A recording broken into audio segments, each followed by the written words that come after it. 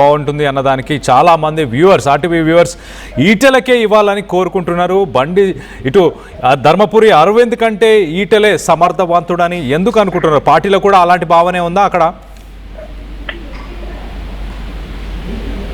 లేదు, పార్టీలో అటువంటిది ఏమి లేదు. ఎందుకంటే హైకమాండ్ తీసుకునే డిసిషన్ బీజేపీకి సంబంధించినటువంటి అంశంలో చివరి వరకు కూడా ఎవరికి అవకాశం దక్కుతుందో అన్ని కోణాల్లో ఆలోచించి కూడా డిసిషన్ తీసుకుంటారు. కాబట్టి ఎవరి అంచర్లు వాళ్ళకి ఇస్తే బాగుంటుంది. న్యూట్రల్ కు సంబంధించినటువంటి వ్యక్తులు కేంద్ర మంత్రి పదవి కంటే కూడా ఇంకో వైపు రాష్ట్ర అధ్యక్ష పదవి రామచంద్రరావుకి సంబంధించిన అంశంలో కూడా వచ్చే ఎన్నికలకు ముందు కూడా పదవి అయిపోతుంది. ఆ పదవికి సంబంధించినటువంటి అంశంలో కూడా ఈ ఇద్దరు నేతలే పోటీలో ప్రధానంగా ఉన్నారని చెప్పి బీజేపీలో చర్చ జరుగుతుంది. కాబట్టి ఒకవైపు అటు ఈటెలకు ఇచ్చినా సరే పోలింగ్, ఎందుకంటే ఆర్టీవీ పోల్కు సంబంధించి పోల్కు సంబంధించి చూస్తే ఈటెల వైపు కూడా కొంత మద్దతు ఉండొచ్చు. కానీ పార్టీలో మాత్రం ఎవరికి, ఎందుకంటే కొంత పార్టీలో పాత నేతలు ఉన్నప్పటికీ పాత నేతలు కొత్త నేతలకు ఉంటే కొంత అసంతృప్తి ఉంటుంది. అటువంటి దానికి సంబంధించి కూడా కొంత చర్చ జరుగుతూ ఉంటుంది. కానీ ఈటెలన ధర్మపురి అరవింద అన్నప్పుడు అది పార్టీ డిసిషన్ తీసుకుంటుంది. ఒపీనియన్ అనేది కూడా ఎవరికి వారు చెప్పేటువంటి ఒపీనియన్ కాబట్టి దానికన్నా సరే కానీ కొంత సమర్థవంతంగా ఉండేటువంటి నాయకుడు అక్కడ తీసుకుంటే ఇక్కడ కూడా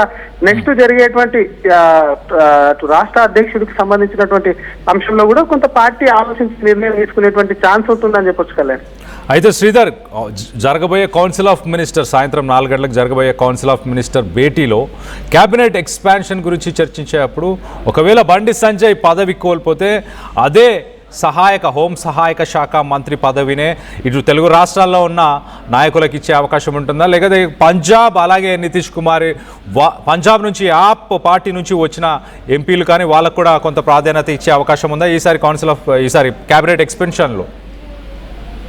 ఎందుకని ఎవరికి ఏ పోర్ట్ఫోలియో ఇస్తారన్నది, ఎవరు సహాయ మంత్రులుగా ఉంటారు, ఎవరు క్యాబినెట్ లో ఉంటారన్నది కొంత బీజేపీకి సంబంధించిన అంశంలో కొంత క్లారిటీ అనేది ఇవ్వదు. ఎందుకంటే టాప్ 3 లీడర్స్ ఒకవైపు అటు మోదీ, అమిత్ షా కానివ్వండి, మరొక పక్క అటు బీజేపీ జాతీయ అధ్యక్షుడు, వీళ్ళకు పార్లమెంటరీ బోర్డు సంబంధించినటువంటి మీటింగ్ ఉంటుంది. ఆ మీటింగ్ లో కూడా చర్చించి నిర్ణయాలు తీసుకుంటారు. కాబట్టి వాటికి సంబంధించి ఎవరు ఏది ఆశించినప్పటికీ వచ్చేంత వరకు ఒక నాయకుడికి అసలు మినిస్టర్ వస్తుందో లేదనేటువంటి పరిస్థితి ఉంటుంది. అటువంటిది కూడా కేవలం అదే శాఖ కావాలి, అక్కడే తన పోర్ట్ఫోలియో దాంట్లోనే ఉంటే బాగుంటుందని పట్టుబట్టినప్పటికీ అసలు దానికి ఎత్తొచ్చేటువంటి అవకాశం ఉంటుంది. కాబట్టి మరి పార్టీ పరిస్థితులకు సంబంధించి, ఎందుకంటే ఇప్పుడు జరిగేటువంటి మంత్రివర్గ విస్తరణ ఏదైతే జరుగుతుందో కళ్యాణ్, అది వచ్చేటువంటి 2034 పార్లమెంట్ ఎన్నికల 2029 పార్లమెంట్ ఎన్నికల వరకు ఉంటుంది. కాబట్టి దానికి సంబంధించినటువంటి టీమ్ ను కూడా అటు మోడీ, అమిత్ షా తయారు చేసుకుంటారు.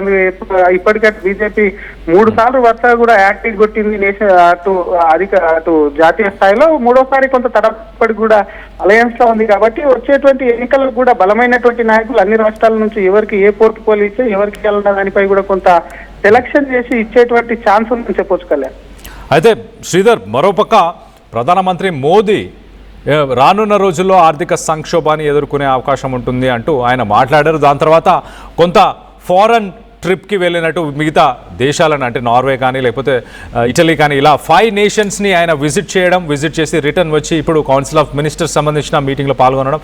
సో దాని తర్వాత ఏదైనా దేశాన్ని, ప్రజలను ఉద్దేశించి ఆర్థిక పరిస్థితుల గురించి కూడా ఆయన ఏమైనా సూచనలు ఇచ్చే అవకాశం ఏమైనా ఉందా?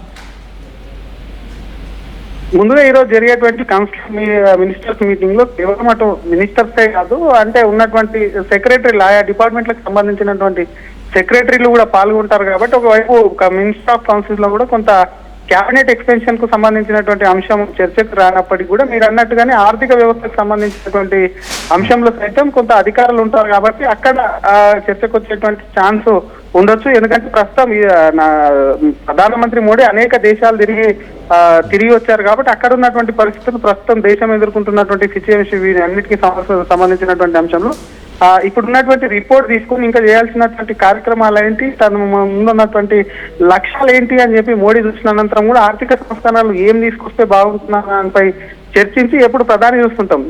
ప్రతి నెల కూడా చివరి ఆదివారం కూడా మన్ కీ బాత్ ఉంటుంది. కాబట్టి కొద్ది రోజుల్లోనే మన్ కీ బాత్ కార్యక్రమం కూడా వచ్చేటువంటి ఛాన్స్ ఉంటుంది. కాబట్టి దాంట్లో తెలిపేటువంటి ఛాన్స్ ఉండొచ్చు అని చెప్పొచ్చు కదా. Right Sridhar, thanks for the latest update. మొత్తం మీద బండి సంజయ్ మెడకు బండి భగీరథ్ కొడుకు పోక్సో కేసు చుట్టుకుంటుందా అన్న దానిపై క్లారిటీ వచ్చే అవకాశం ఉంది. బండి సంజయ్పై తీవ్ర ఆగ్రహంతో అధిష్టానం ఉన్నట్టు తెలుస్తుంది. కేంద్ర మంత్రి పదవి నుంచి మరి బండిని తప్పించడం ఖాయమేనా అంటూ చర్చ జరుగుతుంది. విశ్లేషకులు ఖచ్చితంగా ఈసారి క్యాబినెట్ ఎక్స్పాన్షన్ జరగబోతుంది. దాంట్లో ఒకవేళ బండి సంజయ్ని పక్కన పెట్టే ప్రయత్నం చేస్తే ఖచ్చితంగా రాష్ట్రానికి సంబంధించిన బీసీ నాయకులు ఈటెల రాజేందర్ అలాగే ధర్మపురి అరవింద్ వీరిద్దరిలో ఒకరికి అవకాశం ఇచ్చే ఛాన్సెస్ ఉన్నాయట్టు బలంగా తెలుస్తుంది. మరోపక్కన పార్టీకి సంబంధించిన మంత్రివర్గ విస్తరణలో మరి పార్టీ నుంచి మరొకరు కూడా రేసులో ఉన్నారు. ఓసీ కోటాలో మరొకరు కూడా ఉన్నట్టు తెలుస్తుంది. కానీ ఓసీ కోటాలో ఆల్రెడీ కిషన్ రెడ్డి ఉన్నారు కాబట్టి నో ఛాన్స్ అంటూ వాదనలు వస్తున్నాయి. రాజీనామా చేసేదే లేదంటూ Bandi Sanjay చెప్పుకొస్తున్నారు. Council of ministers మీటింగ్లో ఇవాళ మరి క్యాబినెట్ ఎక్స్పాన్షన్పై అలాగే ఆప్ నుంచి ఎవరైతే ఎమ్మెల్యేస్ బయటికి వచ్చి పార్టీలో కలిశారో వాళ్ళకి కూడా మరి ఛాన్స్ ఇచ్చే అవకాశం ఉంటుందా, నితీష్ కుమార్కి ఛాన్స్ ఇచ్చే అవకాశం